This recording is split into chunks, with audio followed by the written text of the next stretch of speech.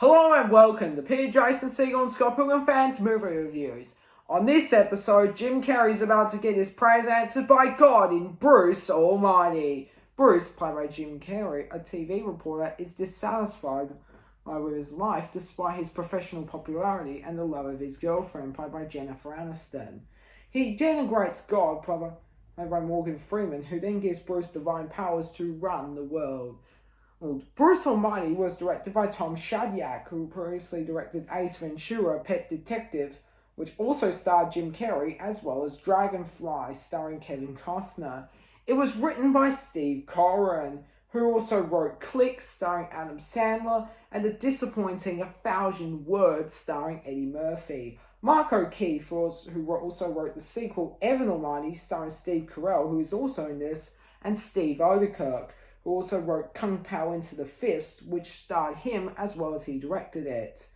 The movie was released on the 23rd of May 2003, meaning it came out the same day as The In-Laws, starring Michael Douglas and Albert Brooks. It got a 48% on Rotten Tomatoes, a 46% on Metacritic, and had a budget of $81 million and made back a whopping $484.6 million.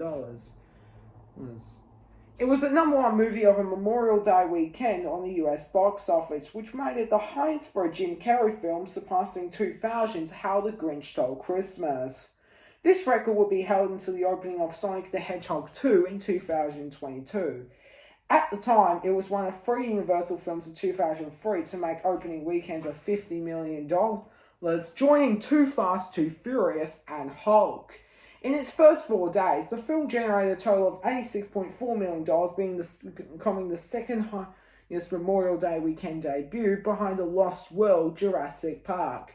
It opened in the number one spot on the box office, beating The Matrix Reloaded. This would only last for a week though, as the spot was taken away by Finding Nemo. The film was released in the United Kingdom on the 27th of June 2003. And topped the country's box office that weekend. There, it made a total of $8.3 million, beating Batman Forever to have the highest opening weekend for a Jim Carrey film in the country. Bruce Almighty joined The Matrix Reloaded, Finding Nemo, X2, and Pirates of the Caribbean, The Curse of the Black Pearl, to become the first 5 films to earn over $200 million at the box office in one summer season.